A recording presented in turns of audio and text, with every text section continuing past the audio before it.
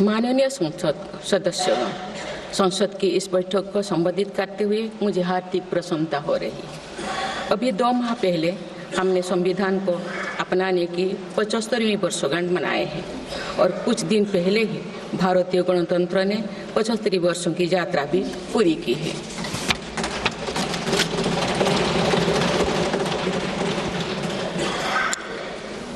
ये अवसर लोकतंत्र की जननी के रूप में भारत के गौरव को नई ऊंचाई देगा। मैं सभी देशवासियों की तरफ से बाबा साहेब आम्बेडकर समेत सभी संविधान निर्माताओं को नमन करती हूँ।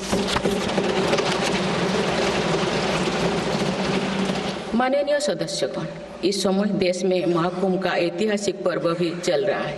महाकुंभ भारत की सांस्कृतिक परंपरा का, भारत की सामाजिक चेतना का पर्व है। देश और दुनिया से आए करोड़ों श्रद्धालु प्रयागराज में पूर्ण स्नान कर चुके हैं। मैं मौनी अमावस्या के दिन हुई हादसे पर अपना दुख व्यक्त करती हूँ। घायलों के शीघ्र स्वस्थ होने की कामना करती हूँ।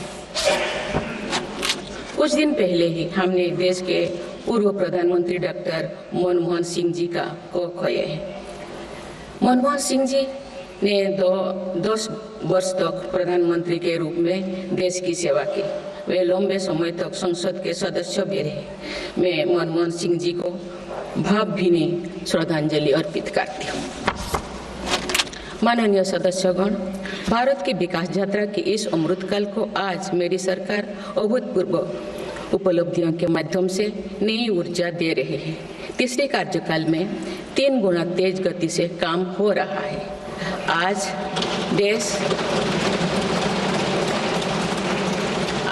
देश बड़े निर्णयों और नीतियों को असाधारण गति से लागू होते देख रहा है और इन निर्णयों में देश की गरीब, मध्यम वर्ग, युवा, महिलाओं, किसानों को सर्वोच्च प्राथमिकता मिली। मेरी सरकार ने तीसरे कार्यकाल में सभी के लिए आवास के उद्देश्य की पूर्ति के लिए ठोस कदम उठाए हैं। प्रधानमंत्री आवास योजना का विस्तार करते हुए 3 करोड़ अतिरिक्त परिवारों को नए घर देने का निर्णय लिया गया है। इसके लिए 5,36,000 करोड़ रुपया खर्च किए जाने की योजना है। मेरी सरकार गांव में गरीबों की उनकी आवासीय भूमि का हक देने और वित्तीय समावेशन के लिए प्रतिबद्ध है। इस दिशा में स्वामित्व योजना के अंतर्गत अब तक 2 करोड़ 25 लाख स्वामित्व कार्ड जारी किए गए। इनमें से करीब 70 लाख स्वामित्व कार्ड पिछले 6 महीने से जारी किए। पीएम किसान सम्मान निधि के तहत करोड़ों किसानों को पिछले महीने में 41,000 करोड़ रुपया की राशि का भुगतान हुआ। जनजातीय समाज के 5 करोड़ लोगों के लिए धरती आबा जनजातीय ग्राम उत्कर्ष अभियान प्रारंभ हुआ है। इसके लिए 80,000 करोड़ रुपये का प्रावधान किया गया है। आयुष्मान भारत योजना के अंतर्गत 70 वर्षों और उससे अधिक उम्र के 6 करोड़ वरिष्ठ नागरिकों को स्वास्थ्य बीमा देने का फैसला हुआ है। इन्हें हर वर्ष 5 लाख रुपए का हेल्थ कवर मिलेगा। छोटे उद्यमियों के लिए मुद्रा ऋण की सीमा 10 लाख रुपए से बढ़कर 20 लाख रुपया कर दी गई है। मेरी सरकार ने युवाओं की शिक्षा और उनके लिए रोजगार के नए अवसर तैयार करने पर विशेष फोकस किया है। मेधावी छात्रों को उच्च शिक्षा में वित्तीय सहायता देने के लिए पीएम विद्यालक्ष्मी योजना शुरू की गई है।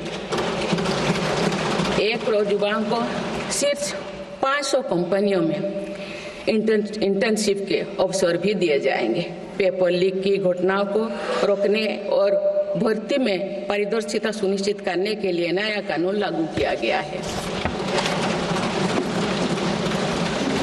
सहकार से समृद्धि की भावना पर चलते हुए सरकार ने त्रिभुवन सहकारी यूनिवर्सिटी की स्थापना को प्रस्ताव स्वीकृत किया है। सरकार ने प्रधानमंत्री ग्राम सड़क योजना के 4थे चरण में 25,000 बस्तियों को जोड़ने के लिए 70,000 करोड़ रुपया स्वीकृत किए। आज जब हमारा देश अटल जी की जन्म शताब्दी का वर्ष मना रहा है, तो प्रधानमंत्री ग्राम सड़क योजना उनके विजन का पर्याय बनी हुई है।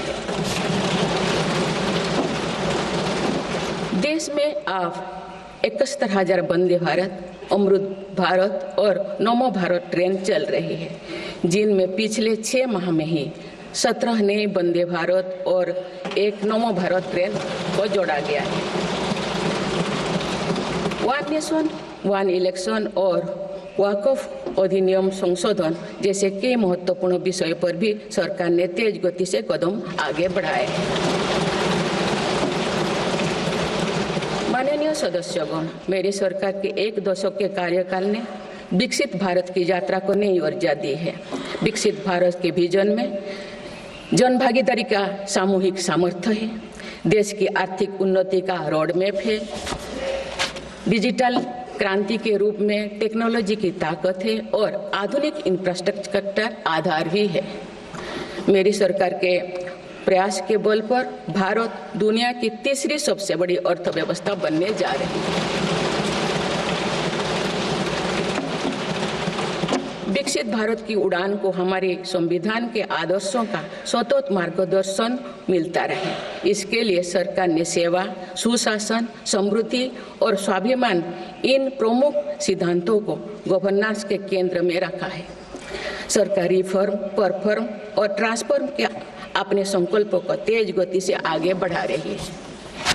मेरी सरकार का मंत्र है सबका साथ, सबका विकास, सबका विश्वास और सबका प्रयास, और इस मंत्रों का एक ही लक्ष्य है विकसित भारत का निर्माण।